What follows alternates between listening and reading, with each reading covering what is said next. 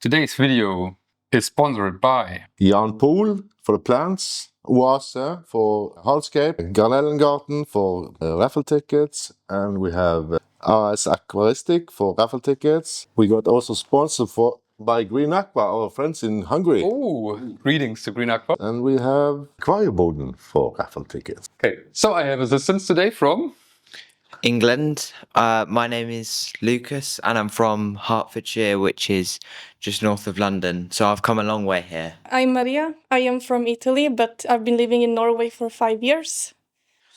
All right, then I would say when two of you come over and you could probably fill the gaps here together. And what I also like to do is don't fill it up to the top completely, but make it a thin layer, then we glue it, and then we can go and work us further up. All right, so that was my workshop. They're doing the rest. As you can see here on the screen, I can very easily see how the visual feeling is, and we can adjust a bit. You can use basically a lot of things, but I really like to use just the foam method going under the aquarium, especially with big hardscape pieces, to just prevent scratches and stuff. I always try to cut it as small as possible, so there is no water that gets no aeration. I want to prevent anything from molding because there is no air going in. We also use powersand. It's the same reason. On the one hand, the aeration, because of the bigger material, the water can flow through. Very beneficial. Also, the bacteria is very beneficial for the tank, especially in long term. I think I should even start to use more soil compared to the volcano. I mean, to have a good balance. So I would recommend at least 10 centimeters or 15 centimeters of soil, so the roots can really grow deep in the soil. I think we've pretty much gone all the way around. Yeah, perfect. Basically, this was the first piece that I chose for the hardscape, because it felt like this is the kind of the main stone in this tank. It's the most important part. And now you can already see why I'm working this way, because I stand here and can instantly see like the smallest changes. I still think that this rock is pretty important to put some weight on there. Like if you imagine a tree falling, there's lots of roots coming out of the earth. So I was thinking about maybe adding an additional root, maybe a bit smaller, to this side somehow, to even emphasize more in this look of a fallen tree. The size for these round stones, to place them, size for these. So for this one, I kind of wanted to keep the impression that the stone grew out of it a bit. So I wanted it to be not out of it, obviously, but like it grew over it one day and then fell. So I thought it has to be a bigger stone, even though it's laying in the back here. Maybe we can also make it visibly a bit smaller, but also we need a counterweight somehow. So it has to be a big stone. For this stone on the left, I had this here laying here. But basically just to have a good base structure to scape on. I had this in my my 2024 IAPL Seascape as well. I was trying to, like these large pieces of wood, I was trying to place them somehow looking good, and then I had to remove the stones over and over again and find some stones where I can really attach something and it's really working good together. I try to make it visibly pleasing, and also the same with the plants, like try to have the bigger things in front and the smaller things in the back then. Because I would like, before I move it in, glue it a bit more together, and maybe you can do it the same way, but the other way around. So you put all this in and you glue it. It should be just 3-4 points, I guess. I think here should be something. And then maybe here in between, and then just like everything that is only one gluing point, maybe try to find an additional spot. One tiny idea. Yes. Thinking mechanically, if you look from this side, but it's a huge point connected to the there, right? And all the way it's sort of twisting on that. Would it be possible to put something in here? Yes, that's a good idea, and I even thought about maybe, so that's why I have the small stones in there. Because maybe you wouldn't have a turning force on that glue point, it would be a pulling force, and that's better. Yeah, I think so too. Yeah. Engineer? Yeah. I can tell. Like, why is it a pulling force when you put, like, or not a pulling, but... Well, actually, there's a little twig going down. This one here. Yeah, that carries a lot of load. Yeah. Now, I think if that wasn't there, The whole structure would... weight from the branch would create torque in that gluing point. The stone is quite heavy. They would sort of try to break that point. But Yeah. by extending it, by making it longer, the way the branch would like to fall means that the lower part of it would go closer to the stone. And if you prevent it from doing that, because it can't compress whatever you glue in between there, that compression force would turn the sort of force into a pulling force instead. I hope it will kind of be exactly what we were talking about. I actually Something like that. plan this. It might still be a bit too big, but maybe we find a bit thinner piece. But that would already help quite a lot, right? Yeah. Maybe I even think maybe even further here in the back. I Let don't me think go. the problem is that it will fall down. I think you have something Yeah, bridging that gap. I think it would be too, but we have more stones like that, so we can definitely find something. Something like that, yeah. Yeah, I think that would be very clever. But I don't think, like right now, when I look at it, it doesn't feel very pleasing to my eye. I want to bring in another idea, and I would like to know what you think about that. I was drawing these little branches, and in the beginning I thought I just created like, looks like something is growing down. I thought, like, depending on how everything comes together here, I might probably just use one thin branch. It was a thought process I had, but I wanted to see if everything comes together so I can really place it.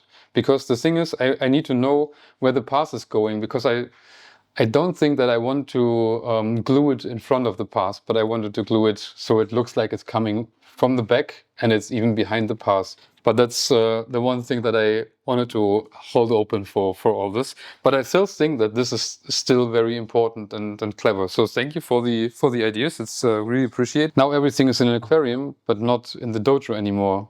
What comes to your mind that is different? It took me a very long time. And even though I heard it like 3 or 4 times in the last 3-4 years all the time, I was basically trying to cover the edges all the time with something. So there is basically either no reflection, or the reflection is not giving the impression that the tank actually is even larger. So sometimes it's really nice. For example, if we put like plants here, you wouldn't see it from the camera angle because it's hiding. But maybe the reflection is not too strong, but then you would see it here, and that would also create obviously a much bigger visual impression of the tank. So for me, like, what I want to learn is to emphasize on that more, especially on this side here. I was even this time trying to pay a lot of attention so that we have a stone here that we can only see. So we were going to plant something bigger here later. I also wanted to make sure that from here to here that this is not really connected, so that there is some free space, because I don't want it to look too attached to each other. What you can see now, that it's pretty difficult to make it look that way. So what I do now is just put this out again, because at first I really have to try to arrange everything. I think this is already much better, and maybe we also get the better angle for the guiding lines there. I also feel like it's good to get away from the scape for a while. So I get it on my laptop, then I upload it to Lightroom. So it's the cloud version, so I directly have it on my phone as well. And then I lay on my couch and relax and maybe have some olives and I don't know, whatever I want to drink. And then I have the pen on my phone that I can just take out. And then I'm sketching while laying and relaxing about it and think about how could I do this, could I do that. I'm not entirely sure, maybe because it was standing in the sand and there was something underneath. Maybe that's making a bit of difference. But I think it's very important that there's going to be a difference. It's a bit hard to see, right? I was also thinking about gluing all of this together in the tank, but I use a dojo at home as well, because it's really it's annoying me a lot to escape with the glass in between. So I know a lot of people, especially in Asia, they escape and they cut out the front glass before and then they glue it back in all the time. I still can't really see how it's going, but I think this should still be okay. We could put some more sand in here and make it even look like it's going underneath. I also want to try to cover most parts of the line of the tank, so it's covered. And maybe I was just thinking, if this goes further up, then the space in the front might even get bigger. So it's maybe even necessary to just lift it a bit. Try to put it underneath. No, just don't hold it. Just put the stone, or is it too low? The stone? Yeah, can you put it underneath so it's supporting, or is it too low? It's a bit too low, yes. Okay, maybe we just pour some more power sand, and then we can go from there. Is the line somehow making sense? I think it does. I think that's much better. See that? Oh, it's actually not too bad. It's not that bad. I like the lines at the top, so that's already good enough, I think, because I feel like this is kind of the same and we can work on this. And I also think that this could look nice because we can make it like the sand look like it comes from both sides and then turns here. I haven't thought of this, but now looking at it, I feel like the tank gives much more space at some spots. And I'm just putting something in just to see how it would look. This looks weird, very weird, but maybe we can find one piece that is a bit more curved upwards. Okay, what do you think? Would you put something to the front right or not? Maybe not. Why? Because I feel like there's a lot going on the left side, so having an opening on the other side maybe can bring in more light. I think it would try to fill every corner just to fill it up, but I thought about maybe this side, maybe even we could cover this, but this side could have a bit more like thick tape-shaped plants, for example, be here, wave over here, to make this bigger on this side, and then do the opposite, like not thicker plants, but like smaller, higher plants on that side. And I think that could be very nice because then it's still filled out. But I feel like I would just fill it, and that's one of the hardest things, I think. Like fill out every corner is sometimes can be very good. But my impression right now is also that if I would fill this, I would just do it to try to get an effect, no matter if it's really, really beneficial or not. What if they put it the other way? From here to here? Yeah.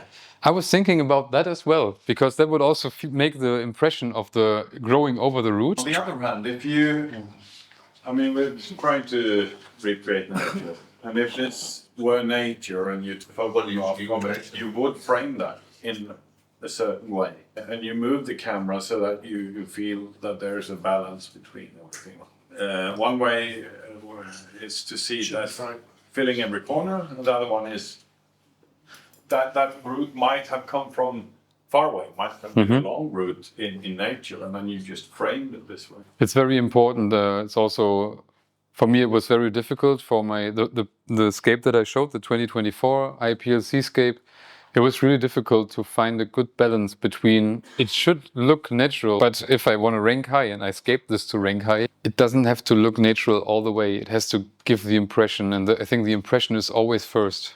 I was actually thinking about the same thing. I also had I think in the drawing, there was also roots coming from here, like looking at the drawing again. Free-floating area impression of it, and 3 is the magic number and everything. So I initially liked the idea of a root sort of coming out. That one looked really cool. Yep. If you look at your sketch, your storytelling, what's happening here. So, like you said, there's a big Japan trees that grow on the roots and it now fell over. Or if you then start covering the rocks with different stuff or plants, and you lose that part of the story. Yeah, I think it's a very delicate decision to make. That was exactly the same thing. If I cover too much, it might look weird. For me, it's much better than this here. It would be the same thing by using like lots of red plants in this area. It would be somehow dramatic, but it would also feel like trying to get effect no matter what. And I think this way it's much nicer. If we don't cover too much of the stone here, but we emphasize with the moss on other things, there can be like maybe a little moss here, maybe to cover the gluing spots, but leave the rest. I think then it's okay, but I agree that it's a very delicate decision to where to put what. This is really nice now. Somehow it felt like I don't really get further. I was stuck. I was really standing there for 3-4 hours and didn't know. But then I got this piece and I thought it has all the nice details in the front. So, for example, now you have all the nice cracks in here that you could put some Bucephalandra or something in, like the tiny ones, and it would look cool, but it would also destroy everything that you see here. So you have to really pick the battles, I think. It has some healing coins in the water. Yeah, no.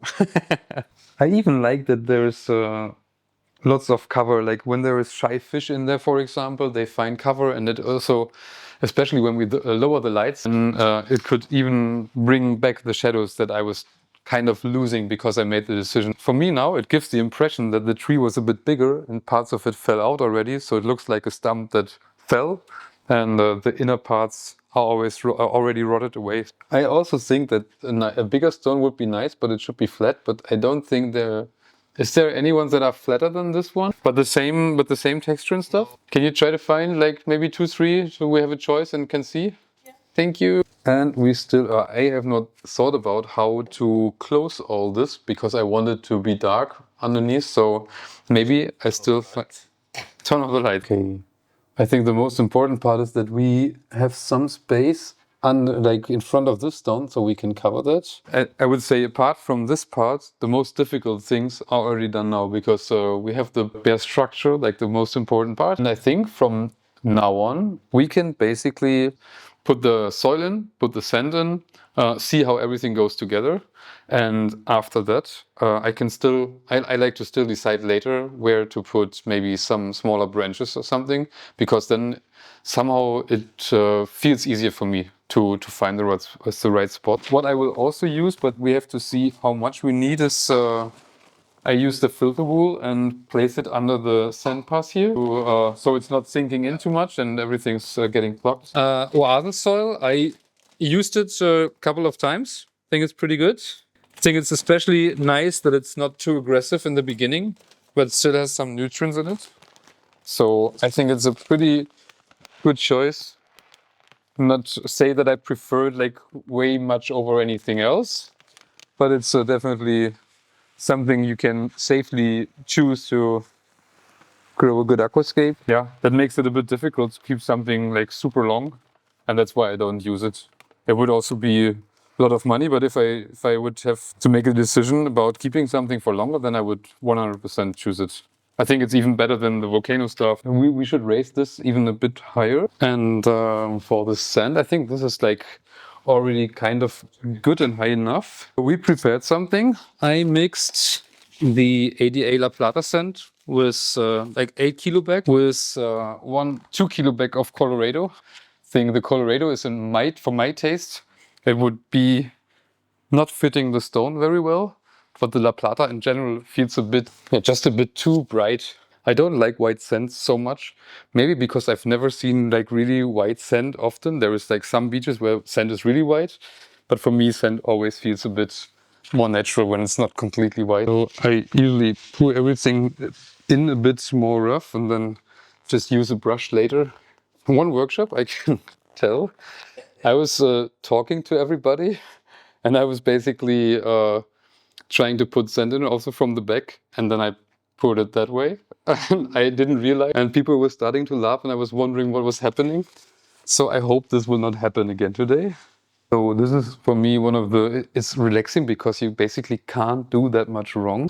Okay, maybe before we start, I don't want to fill all the gaps, but for example here, there is some space there and I just want to have the glass bottom covered. I don't want to fill everything up. I want to keep some holes so we don't have to like fill it until here, but maybe just put something more in. So it just builds the natural slope a bit. I think even a lot more. Not sure if it might, I think you can just show like 10 cups or something.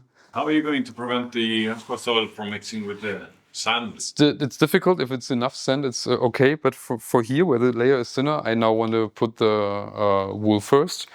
But this should be fine. And then some rocks and some plants, and then it usually is okay. And if you don't introduce shrimp too quickly, it also should be quite okay. So what I did is I was basically using thin slate plates. And I put them after, like behind each other, always like a stair a bit up to each other. And also like with this technique, one thing you can do with the camera, you can zoom in on specific spots. And then you have it that big, and then you can really in detail place the stones, and the smallest slate pieces can create like a nice curve or something. I just try to raise it a bit. I don't think we need to raise it much, but just wanted to stick out a bit more, so we have the focal point a bit higher. Actually, I would like to have the focal point somewhere here, so we should probably get even something bigger. So what I want to do is just raise everything a bit, so the focal point is, I think it would be nicer if it's somewhere here. So now I basically try to make some kind of curve already. So this is already nice, and then we can do the rest potentially with the stones, all the details with the stones. So yeah, I think the details and the alignment are quite time consuming. We just do the details in the path and maybe a bit to the front, and then we can start. The first thing I would do is, especially when I start with planting, is I would try to emphasize on putting things in the tank that help prevent the sand from crawling down all the soil. I choose different styles of pebbles because I think the Kumu, which one is this? Hazel gravel, fits the sand very well. And I think that's I think it's called brown. Yeah, accent brown. I think they really blend well together to the stones and the sand. So it could give a nice mixture. These ones are pretty cool because of all the details. I don't want to do too much overall. I think here it's not so difficult because everything here is a bit higher. So if I plant behind here, then what I do next is I try to see where I could place bigger stones in that direction. So I choose the biggest ones that I can find in here. What I also try often is if I have a stone like this, I try to dig it in the front a bit in deeper. So you have a lot to look at. If you lay it flat, then you just see this side. Just a small thing that you can change, but it has a big impact. Also, I try to get a bit smaller at the end to the outlines because the far sides, like in your eye, when you look at the tank, you look in the center mostly. And when the small things going to be small, when the stones on the outside are going to be smaller, it also helps a bit to stretch the visual effect somehow. And you can already tell now that this looks like the stones are getting smaller, like very slightly. And I think the effect is already pretty cool. At the beginning, when I was placing the first 3 stones, it looked a bit weird, but now it feels like there could be really water running. I also just try to use some more gravel in the front and then obviously use less because then the space in between looks better. Just fill up some gaps here and there. And maybe we can already start preparing the plants so we can plant soon. I try to have some more grassy plants, like tape-shaped plants here, the opsis. We could also very quickly see if we can put 1 cypress in here and maybe 2 there. So I know a lot of people that also use, for example, the ADA gravel. And because they don't like a specific color, they sit on their dining table or on their couch table and they pick out the colors that they don't want, like picking hundreds of stones. Another kind of dedication, I think. It's on the one hand pretty crazy, but also I think it can have a huge impact, especially if you try to recreate a specific visual feeling for an underwater tank, for example. Then too many red tones can really make it feel unnatural to me. Now I just want to start mixing up everything a bit with, I think at least a bit red tones. It could even be a bit too red maybe, but I think it also fits really nicely with the wood. I was just pouring something and just got from bigger to smaller very easily, very quickly. I think it might be difficult to keep everything in place. So potentially we have to also see if we have to glue somewhere a bit and then pour some more sand above. Then I think we're gonna prepare the plants for 5 minutes and then see each other in 5 minutes.